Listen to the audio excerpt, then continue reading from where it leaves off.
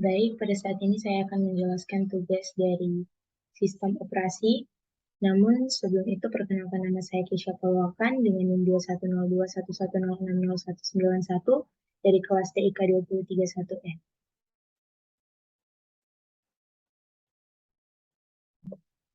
Berikut adalah tugas-tugas dari sistem operasi, meliputi yang pertama sejarah perkembangan komputer, yang kedua struktur komputer, yang ketiga rangkuman materi sistem komputer, yang keempat proses booting sistem operasi Windows, yang kelima adalah manajemen proses. Yang pertama kita akan membahas tentang sejarah perkembangan komputer.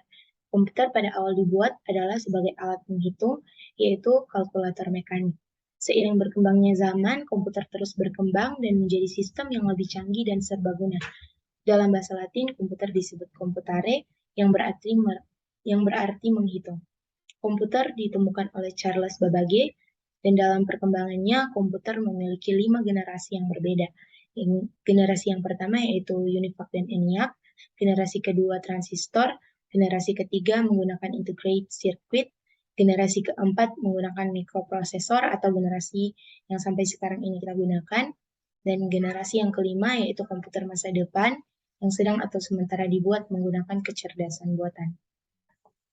Selanjutnya ada struktur komputer. Berikut adalah gambar dari struktur komputer, bisa dilihat bersama.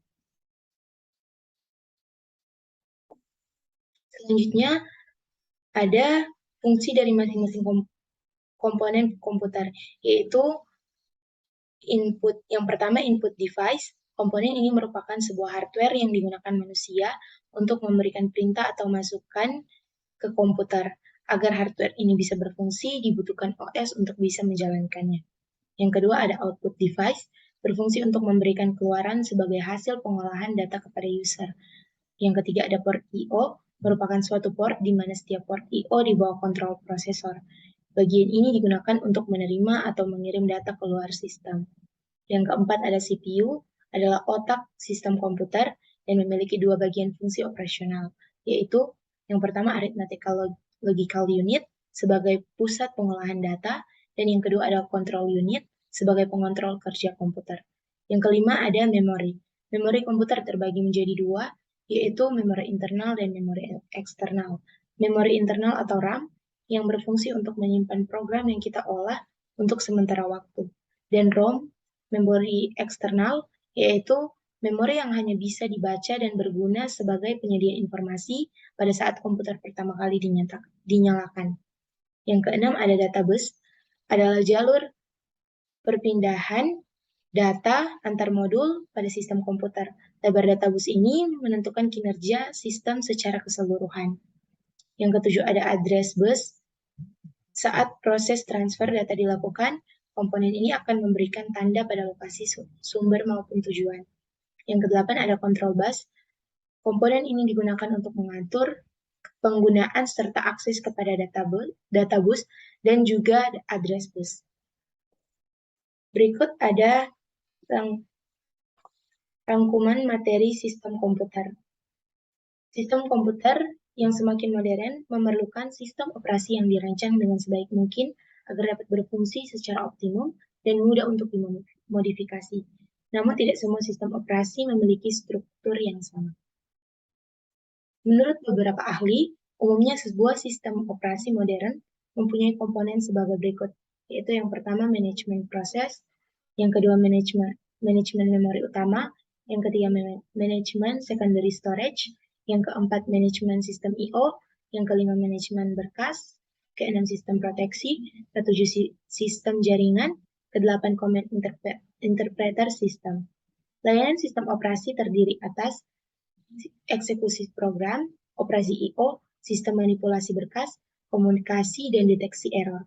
Dalam efisiensi penggunaan sistem, sistem operasi memberikan pelayanan, resource allocator, proteksi, dan accounting. Semua komponen-komponen sistem operasi saling berkaitan satu sama lain, dan sebuah sistem operasi tidak dapat bekerja apabila salah satu dari komponen-komponen ada yang hilang. Selanjutnya ada proses booting sistem operasi Windows. Proses booting adalah suatu proses yang terjadi pada saat seseorang menghidupkan komputer di mana masuknya arus listrik ke dalam peralatan komputer, dan kemudian sistem memeriksa ada atau tidaknya perangkat keras atau hardware yang terhubung pada komputer agar komputer dapat berkomunikasi dengan pengguna atau user. Yang terakhir ada manajemen proses. Manajemen proses yang pertama yaitu deadlock. Adalah suatu kondisi di mana dua proses atau lebih saling menunggu proses yang lain untuk melepaskan resource yang sedang dipakai. Karena beberapa proses itu saling menunggu, maka tidak terjadi kemajuan dalam kerja proses-proses tersebut. Deadlock dalam arti sebenarnya adalah kebuntuan. Kebuntuan yang dimaksud dalam sistem operasi adalah kebuntuan proses. Yang kedua adalah live lock. Adalah suatu kondisi yang terjadi ketika dua atau lebih program mengubah keadaan mereka secara terus-menerus. Tanpa ada program yang membuat kemajuan, proses memasuki keadaan live lock ketika mereka berbenturan dengan keadaan satu sama lain dan gagal untuk maju karena keduanya mengubah keadaan sehingga memiliki keadaan yang sama pada waktu tertentu. Yang ketiga ada starvation, adalah kondisi yang biasanya terjadi setelah deadlock, proses yang kekurangan resource atau karena terjadi deadlock, tidak akan pernah mendapat resource yang dibutuhkan sehingga mengalami starvation atau kelaparan. Demikian presentasi atau penjelasan tugas materi-materi yang didapat dari sistem operasi. Demikianlah penjelasan saya. Mohon maaf jika masih ada kesalahan atau kekurangan. Mohon dimaafkan. Sekian dan terima kasih.